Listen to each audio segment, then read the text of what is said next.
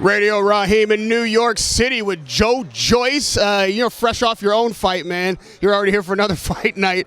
Listen, let's talk about Saturday night. We didn't get a chance to talk after the fight. Break it down for me. What happened with you in the ring? Whoa. Well, finally we're getting this interview. Yeah. Our paths finally crossed, and last Saturday. Yeah, that was an amazing show, and it's great to be a part of such a big event. And I started off the pay-per-view with against Joe Hanks. And Joe Hanks is a good fighter, only 2 losses, and I sussed him out for like 30 seconds and managed to land a big strong jab, a couple of jabs, and then I thought I'd step in and throw something else, and I caught him, and he went down, and I thought the ref was going to give him a count, so I kind of hesitated. I was like, wait, what's going on here? And then I didn't hear anything, and then I was like, oh, well, I better take him out then. So then I came back in again, landed the left hook, and then that was it. Short nights like that, man, it's hard to imagine that a fighter gets much from it. But did you learn anything on Saturday night? Do you feel like that had value for you as your career and skills progress?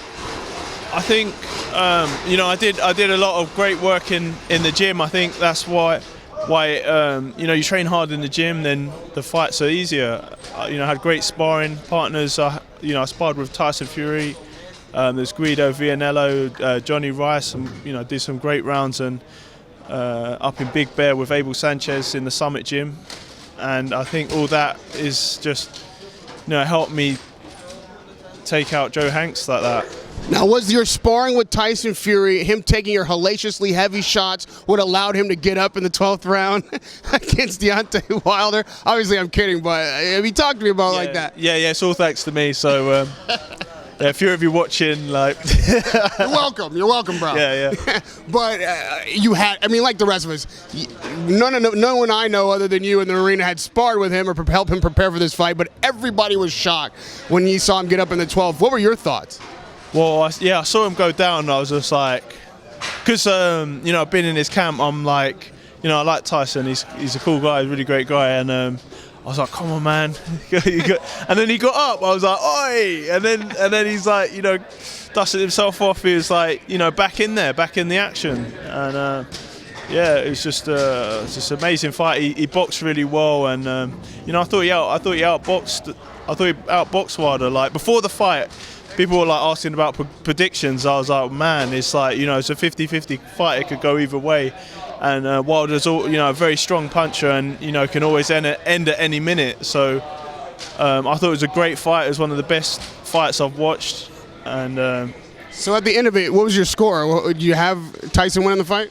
I think he won more rounds. I think maybe early on, there's a few from Wilder, and then two massive knockdowns.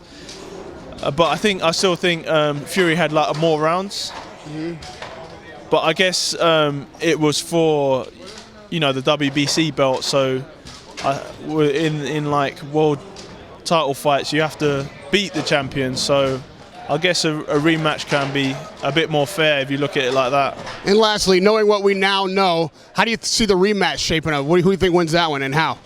I think it's going to be a bit of the same thing again.